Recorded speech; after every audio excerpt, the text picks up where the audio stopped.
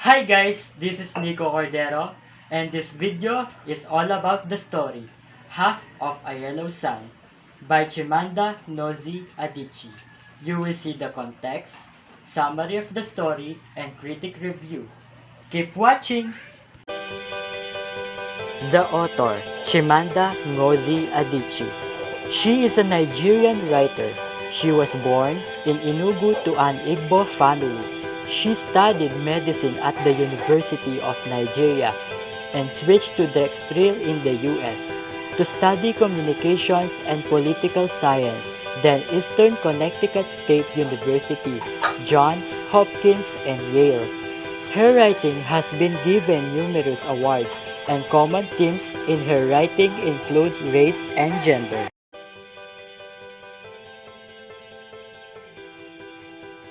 The first is Alana. She's one of the protagonists and she exemplifies strength.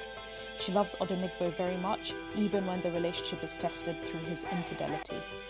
She is strong throughout the war, moving her family and finding solutions in the midst of the chaos of the Biafra War in Nigeria. Kainene is another important character, so she's Alana's twin sister who has a more sarcastic personality. She also studied abroad much like Alana and then took over their father's business. During the Biafra War, she runs a refugee camp, and Richard, an expatriate and an Englishman, falls in love with her. Richard is another important character and is an English expatriate who lives in Nigeria. He loves Igbo Ukwu culture and falls in love with Kainene, and he tries to use his agency to make those in the war heard as he's an outsider. Odenigbo is another key character and he's Alana's lover and husband. He's of a strong character and he is very opinionated and he enjoys discussing politics. He's a patriot and he wants to fight for the revolution, for the Biafra succession, but he's shaken by the death of his mother. In terms of themes, the first is the futility of war.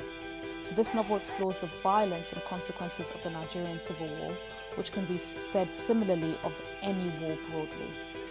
The ending of the book suggests that all the fighting and violence was essentially for nothing. It was unnecessary. However, so many lives were shattered and so many people were killed. Many died in the war, but nothing really came about for all their sacrifices. And the author is trying to show this futility by putting into a story the experiences of common people and what the war meant for them. Love is another theme. Many of the experiences the character have are about love, and Alana and Odenigbo have their love tested by this disloyalty, the war, and the horrible things that happen to them. There's also familial love like that between Alana and Kainene, and by supporting one another, Alana is able to keep her family mainly safe and live to see the end of the war. Colonization and oppression is another key theme, so a lot of the instability in Nigeria is a result of colonial oppression from the British. Characters like Susan, who's Richard's former girlfriend, believe the East is less civilized than the West, and characters like Richard are kind and try to help out as they can, but the novel suggests that colonization still had devastating effects in Nigeria. In terms of analysis, the rope pots are a symbol, and they are a technique developed by Nigerians in ancient times. The rope pots symbolize that Nigeria was already developing and creating technology before the Western influence, countering what many Western characters think.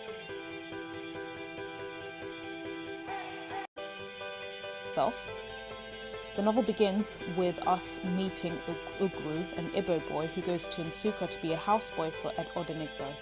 Odenigbo is a man of strong character who's in love with Alana, the daughter of a very wealthy man. Alana moves in with the two, and Ugru is educated by Odenigbo, who tutors him privately. The story then switches to Richard, who's an expatriate that's living in Nigeria. He leaves his girlfriend to be with Kainene, who is Alana's twin, and Richard becomes friends with Alana and Odenigbo. A few years pass and the Igbos are blamed for the coup that overthrows the Nigerian government. Alana gives birth and takes their child to Kano to be with her relatives, and the violence in Nigeria continues and her family is massacred, so she flees again. Colonel Ojukwu announces a secession, so to create a state of Biafra, but a war is declared on Biafra and Nsukka is evacuated, the city itself.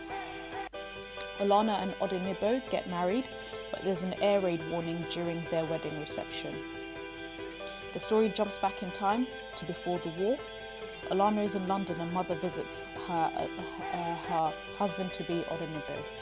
She brings a girl named Amala with her. Odenibo sleeps with Amala, and Olana finds this out and moves out.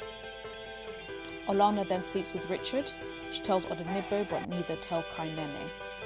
Olana and Odenibo adopt Amala's child, who we now know is Ugwu. Kainene finds out about Richard's affair with her sister, but she stays. The story then comes back to the present.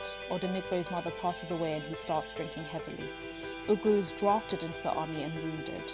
Kainene takes in Olana and her family, but then she soon disappears. Olana then returns to Nsukka, horrified by what's happened, and Ugwu learns his sister was raped and begins to write about his experience.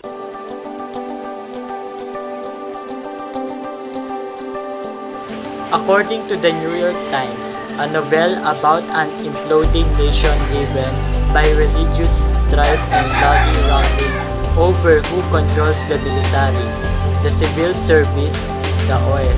A novel about looting roadsides, bombs, killings, and reprisal killings set against a backdrop of meddling foreign powers. A novel in which several once colonized peoples chafe against the nonsensical national boundaries that bind us together, in which citizens abound on the highways of faith must choose between a volatile federation and destabilizing partition. Chimmanda, Ngozi, Adechie. Second novel takes place not in the deserts of contemporary Iraq, but in the forests of southern Nigeria 40 years ago.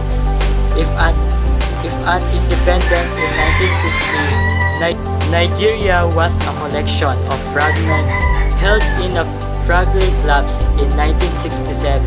The collapse snapped, unleashing the 3 years Biafran War that saw Muslim dominated forces from the north laying in siege to Christian Igbo of the south to secede from Nigeria after the widespread massacre of their people.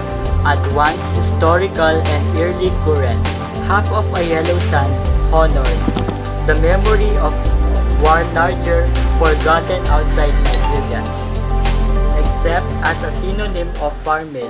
But although she uses history to gain leverage on the present, Adechie is a thriller, not a prose.